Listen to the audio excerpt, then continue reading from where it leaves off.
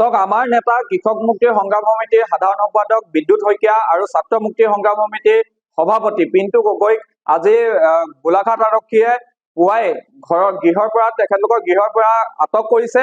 আমি এই গোলাঘাট জিলাৰ এই আৰক্ষীৰ কাণ্ডক আমি ধিক্কাৰ দিছো, কিয়নো আমি যোৱাকালি নৰেন্দ্ৰ মোদী অসমলৈ বা গোলাঘাট জিলালৈ অহাৰ প্ৰাক মুহূৰ্তত আমি নামানো বুলি আমি আন্দোলন কৰিছিলো, প্ৰতিবাদ কৰিছিলো। তেখেতক ইয়াৰ পৰাই আমি কলা পতাকা পৰিদৰ্শন কৰি আমি তেখেতক জনাইছিলো যে অসমে নামানে, অসমীয়া জাতিয়ে কেতিয়াও বিদেশী বোজা নলয়, আৰু ধাৰাবাহিকভাৱে আমি কৃষক মুক্তি সংগ্ৰাম সমিতিয়ে ইয়াৰ বিৰুদ্ধে গণতান্ত্ৰিক প্ৰতিবাদ আমি কৰি আছো, আৰু আমি কোনো কাৰণতে নেমানো। আমাৰ প্ৰতিজন সদস্যৰ এক বিন্দু তেজ থকালৈকে নেমানো। কিন্তু আজি পুৱাই যি ধৰণে আমাৰ নেতাক আটক কৰিছে, এইটো আমাৰ অতি সোনকালে, যদি আমি স্পষ্ট ভাষাৰে ক'ব বিচাৰিছো, অতি সোনকালে যদি তেখেতলোকক মুক্তি কৰি নিদিয়ে, তেতিয়াহ'লে আমি তীব্ৰ প্ৰতিবাদ গঢ়ি তুলিম। আমি অতি নিৰ্লজ্জ যে কৃষক মুক্তিৰ সংগ্ৰাম সমিতিলৈ বিজেপি চৰকাৰ ভয় কৰে নেকি, নৰেন্দ্ৰ মোদী চৰকাৰ ভয় কৰে নেকি? গতিকে নৰেন্দ্ৰ মোদীয়ে ইমান ভয় কৰিব নালাগে। কৃষক মুক্তিৰ সংগ্ৰাম সমিতি কোনো ধৰণৰ সন্ত্ৰাসবাদী দল নহয়। আমি গণতান্ত্ৰিকভাৱে ৰাইজৰ শোষণৰ কথা আমি ক'ব বিচাৰো। ৰাইজক যি ধৰণে প্ৰতাৰণা কৰে বিজেপি চৰকাৰে, সেই কথা ক'ব বিচাৰিছো।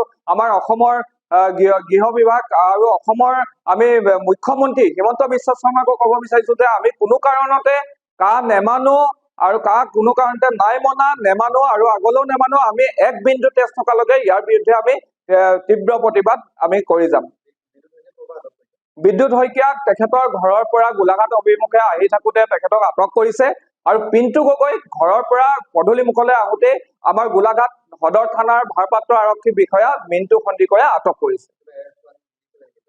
এতিয়ালৈকে আমি খবৰ পোৱা নাই, কিন্তু তেখেতলোকৰ পিণ্টু গগৈক এতিয়ালৈকে ক'ত ৰাখিছে, গোলাঘাট থানাত আমি গৈছিলো, পিণ্টু গগৈক আমি দেখা পোৱা নাই, কিন্তু বিদ্যুৎ শইকীয়াক আমি গোলাঘাট থানাতে আছে বুলি আমি এতিয়ালৈকে গম পাইছো। আমি আহ্বান জনাইছো অতি শীঘ্ৰে তেখেতলোকক মুক্তি কৰি দিয়ক। যদি মুক্তি কৰি নিদিয়ে, আমাৰ অসমত আমি তীব্ৰ আন্দোলন গঢ়ি তুলিম। হয়, এটা কথা স্পষ্ট যে বিজেপি চৰকাৰখনে কৃষক মুক্তি সংগ্ৰাম সমিতিৰ প্ৰতিজন নেতা আৰু কৰ্মীৰ ওপৰত যিদৰে আক্ৰোশমূলকভাৱে অত্যাচাৰ চলাইছে, এই কথা আমি কোনো পধ্যে মানি নলওঁ। কোনো কথা বতৰা নথকাকৈ এজন মানুহ ঘৰৰ পৰা ভাত খাই ওলাই আহি ৰাজপথত যেতিয়া তেওঁক আটক কৰিছে, গতিকে চৰকাৰক তথা পুলিচ প্ৰশাসনক, গোলাঘাট জিলা পুলিচ প্ৰশাসনক আমি ধিক্কাৰ জনাইছো। গতিকে নৰেন্দ্ৰ মোদী ডাঙৰীয়া কি ভয় কৰে নেকি? কৃষক মুক্তি সংগ্ৰাম সমিতিক ভয় কৰে? নৰেন্দ্ৰ মোদী ডাঙৰীয়া বিজেপি চৰকাৰখনে কৃষক মুক্তিক কিয় আক্ৰোশমূলকভাৱে লৈছে? আমি কৈছো যে আমি অসমে নামানে, অসমে বিদেশীৰ বোজা নলয়, সেই কথাটো কবলৈ যাওঁতে, সেই কথাটো যোৱাকালি আমি প্ৰতিবাদস্থলীত সেই কথাটো কোৱাৰ কাৰণে আমাৰ নেতা কৃষক মুক্তি সংগ্ৰাম সমিতিৰ বিদ্যুৎ শইকীয়া ডাঙৰীয়াক আৰু ছাত্ৰ মুক্তি সংগ্ৰাম সমিতিৰ পিণ্টু গগৈ ডাঙৰীয়াক আজি পুলিচে ৰাতিপুৱা নিজৰ ঘৰৰ পৰা গ্ৰেপ্তাৰ কৰিছে। গতিকে এই কথাটো সঁচাকৈয়ে এই চৰকাৰখন ফেচিষ্ট চৰকাৰ নেকি?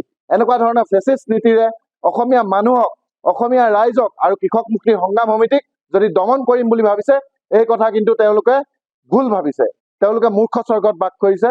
গতিকে আমি এটা কথা স্পষ্ট ভাষাৰে ক'বলৈ বিচাৰিছো, যদিহে বিনা চৰ্তে বিদ্যুৎ শইকীয়া আৰু পিণ্টু গগৈক যদি মুক্তি নিদিয়ে, তেতিয়াহ'লে ইয়াৰ পৰিণাম কিন্তু ভয়াৱহ হ'ব। ইয়াত গণতান্ত্ৰিক প্ৰতিবাদ গঢ়ি তোলা হ'ব। যিকোনো খবৰৰ বাবে যোগাযোগ কৰক 7099017330 লগতে 7099017110 নম্বৰত।